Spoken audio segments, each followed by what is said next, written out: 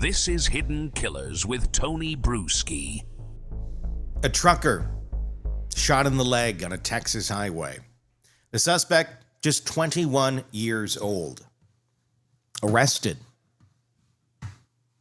And surprisingly enough, that wasn't the worst of what was about to happen. It was a standard case of road rage, or so it seemed. But within days, investigators would uncover something far more disturbing. A text message thread, a misplaced phone number, and an offer to purchase a baby, $500,000 in cash or Bitcoin. Not for an adoption, not for trafficking, but for organ harvesting. Today, we unravel the story of Jose Israel Teran, a man whose arrest for a highway shooting turned out to be the least shocking thing about him. How a simple text message exposed an unimaginable crime, and how law enforcement found themselves dealing with something they'd never seen before. Because sometimes the worst monsters aren't lurking in the shadows. They're sitting behind a phone screen, sending a message that was never meant for them. Here's the story. The driver had no idea what was about to happen. It was early January, just another day on Interstate 35, a highway that runs through the heart of Texas, packed with 18-wheelers and impatient drivers weaving between them. A semi-truck was making its way down the highway when suddenly another car, a sedan, cut in too close. A collision, metal scraping against metal. That's when 21-year-old Jose Israel Teran did something that turned an ordinary fender bender into an attempted murder charge. He pulled out a gun, aimed, and shot the truck driver in the leg. Now, road rage isn't exactly rare. It happens. People get cut off, flip the bird, slam the brakes, maybe throw a soda cup out the window. But firing a gun in broad daylight on a major highway at a trucker who's just trying to make his deliveries, that takes it to a whole new level. After the shot rang out, the truck swerved. The semi and the sedan crashed again, this time in a way that neither driver could just shake off. The trucker, bleeding from the leg, somehow managed to bring his rig to a stop. By the time police arrived, Teran was still at the scene. No attempt to flee. No quick getaway. Just a man standing near his wrecked car, as if this was just another Tuesday. He was arrested on the spot, charged with aggravated assault with a deadly weapon, a second-degree felony in Texas. That alone should have been the story. Another reckless act of violence in a state where road rage shootings have become disturbingly common. But that's not where this case ended. Because as Teran sat in a Bexar County jail cell waiting for the legal system to do its thing, something much, much darker was about to come to light. Investigators ran his name through their system. And that's when a separate case, already in motion, crossed their desks. A strange, unsettling police report from a few days earlier. A San Antonio family had contacted authorities about a bizarre and terrifying series of text messages. It all started on December 30th.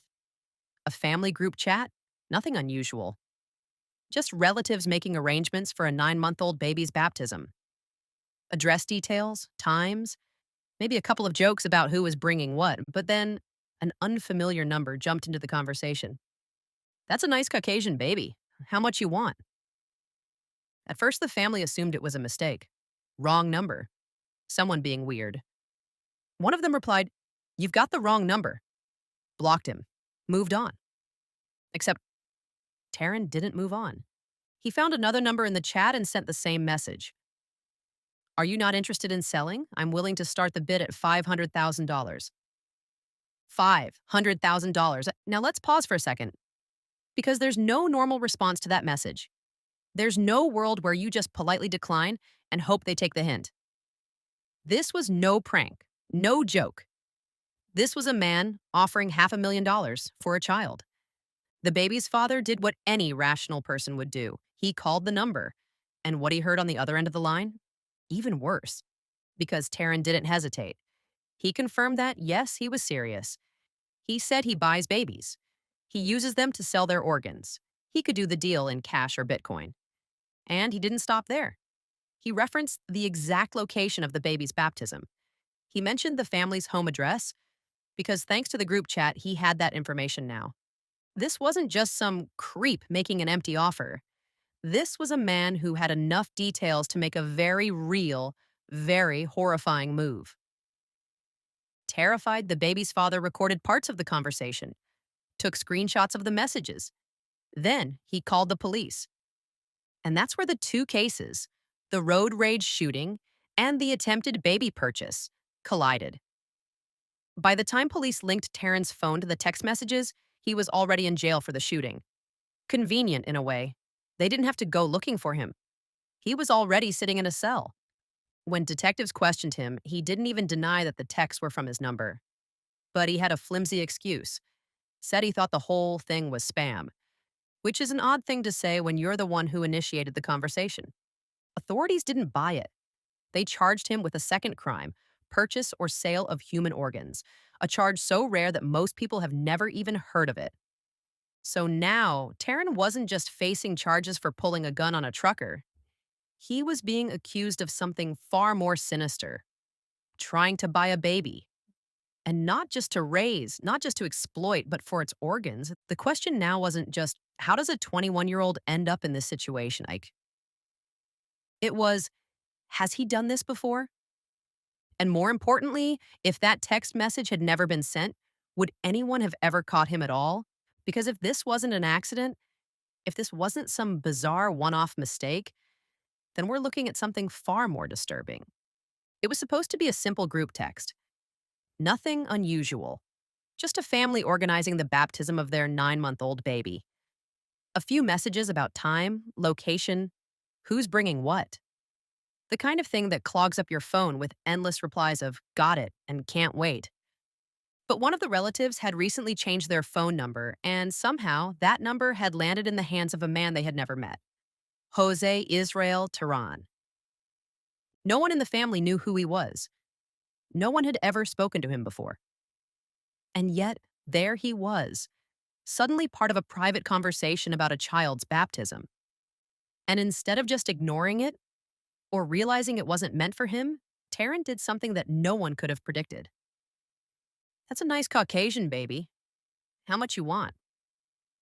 There's a moment when a message like that lands in a conversation, and no one quite knows how to react. Maybe it's a joke. Maybe someone's messing around. Maybe some uncle got a new phone and is being wildly inappropriate. But something about it felt off. One of the family members responded, "Wrong number." They assumed that was the end of it. It wasn't. Because instead of realizing his mistake and moving on, Teran doubled down. "Are you not interested in selling? I'm willing to start the bid at $500,000. $500,000. No emojis, no LOL, no hint of sarcasm, just a straight up bid for an infant." The family started panicking. Who the hell was this person? And why was he talking like this was a Craigslist negotiation? The baby's father did what most people would do in that moment. He called the number. Maybe to shut it down. Maybe to figure out if this was some sick joke. Maybe just to hear the voice on the other end. The man who answered didn't hesitate, didn't stammer, didn't backpedal. He meant every word. He told the baby's father, yes, he was serious. He buys babies. He sells their organs. He would pay cash or Bitcoin. And he wanted to know, was the father open to negotiations? That was it. That was the moment when this wasn't just a text anymore. This was real. Because Teran wasn't laughing. He wasn't acting like someone who'd been caught in a bad joke. He was a man who, by all appearances, was trying to close a deal. And then he made it worse. Because in that moment, he let something slip. Something he should never have known. He referenced the location of the baby's baptism. He mentioned the family's home address, which meant he had been reading everything in that group chat. It wasn't random anymore. It was targeted. Now it was terror. The father didn't waste a second. He hung up, screenshotted everything, recorded what he could from the call, and called the police. At first, it was unclear what authorities could even do. There wasn't a playbook for this. Most cases involving attempted child trafficking happen in dark corners of the internet, not through text messages to random families. But this wasn't just a bad joke or a scam. This was a man making a direct offer to buy a child. And the scariest part? If he was this comfortable saying it out loud, Who else had he said it to? The investigation started quickly. Law enforcement traced the phone number, confirmed it was active, and then did the simplest, most obvious thing. They ran it through their system. And that's when they saw the name attached to it. Jose Israel Teran. And next to his name, an arrest record. January 6th, road rage shooting. He was already in jail. That was the break investigators needed. They didn't have to track him down, didn't have to search for a suspect who might disappear. He was sitting in a cell, waiting. So they went to talk to him. When they brought up the text messages, he didn't deny they came from his number. He didn't try to say it wasn't him, his excuse. He thought it was spam, which is an interesting defense for someone who continued to engage in a negotiation. If he thought it was spam, why did he offer money? If he thought it was spam, why did he call the father directly? And if he thought it was spam, why did he start naming addresses? Police weren't buying it. And they weren't playing around. They charged him with the purchase or sale of human organs, a law that frankly isn't used all that often. Because this wasn't just attempted child trafficking. It wasn't just some underground adoption deal. This was a man who, in his own words, was looking to buy a baby for its organs. Which raises a horrifying question. Has he done this before? Because when someone like Jose Israel Teran gets caught this easily, it makes you wonder, how many times has he gotten away with it? And if he was willing to be this bold, this casual, about a purchase like this, what does that say about the world he was operating in? There's a reason this case hit people so hard. It wasn't just the shock of the text messages or the price tag that made it disturbing. It was the sheer casualness of it all. The ease with which a man, already capable of shooting a stranger on the highway, offered $500,000 for a baby like he was ordering something off a menu. Because when someone makes an offer like that, it begs the question, is this the first time they've done it? And if it's not, how many people out there are making similar offers and getting away with it? This wasn't a case of desperate parents looking to illegally adopt a child. It wasn't some backroom deal between two people trying to circumvent the system. This was something else entirely. And as rare as it might seem, it's not unheard of. The idea of buying a child is an old, ugly thing. Sometimes it's about illegal adoption. Sometimes it's about trafficking for sex. And in the darkest corners of the world, it's about organ harvesting. And before we say no one actually does that, let's talk about the people who have. In 2022, a woman in Texas walked into a Walmart, spotted a young child in a shopping cart, and decided to make an offer. Her name was Rebecca Taylor, and she didn't hesitate. She told the mother that her baby was cute and that she had $250,000 in cash to buy him right then and there. When the mother refused, Taylor upped her bid to $500,000, $500,000, the same amount Taryn offered. The mother, understandably, left the store as fast as she could. Taylor followed her into the parking lot, pressing, insisting, trying to seal the deal. By the time police were involved, Taylor had been charged with attempted purchase of a child. But in that case, there was no mention of organ trafficking, no indication that she was part of anything bigger. It seemed, horrifyingly enough, that she just wanted the child. Then there was Helmuth Kolb. Kolb was 85 years old when he walked into a grocery store in Florida and offered a mother $100,000 for her daughter. That might sound like an isolated, bizarre event, except for one important detail: he had done it before. 4 years earlier in 2018, he'd tried the same thing. Different store, different mother, different child, but the same request, the same money on the table approach to purchasing a human being. And here's the kicker: Kolb was already a convicted sex offender, which meant his motivations weren't a mystery. And yet, it took him getting caught a second time before authorities took serious action. The lesson? Sometimes these people don't stop. And if no one catches them early, they don't even slow down. But what about the people trying to sell their children? In 2024, in Houston, a woman named Juniper Bryson was caught trying to sell her unborn baby on Facebook. She posted in a private group looking for potential buyers and openly discussed payment terms: cash up front, balance paid upon birth. She wasn't part of a trafficking ring. She wasn't looking to make a career out of this. She just saw an opportunity. But that's the problem, isn't it? The fact that there even is an opportunity, that these things happen often enough that someone could casually attempt it on social media. And if that's happening in broad daylight, imagine what's happening in the shadows. Then there was Arkansas. A couple down on their luck, deep into drugs, decided they no longer wanted their 2-month-old baby. So they did what made sense to them. They tried to sell the child. Not for $500,000, not for $100,000, for $1,000 and a six-pack of beer, because to them, that was a fair trade. And if there's a scale of how these things happen, this is the low end, the part where desperation and addiction drive people to make the worst possible choices. But the other end of that scale, that's the part we don't like to talk about. That's the international market for human organs. And that's where cases like Teran's get a lot more terrifying. Because the idea of killing someone for their organs sounds like something from a horror movie. Until you look at Ukraine in 2023. That year, a man was caught posing as an adoption facilitator. His pitch was simple.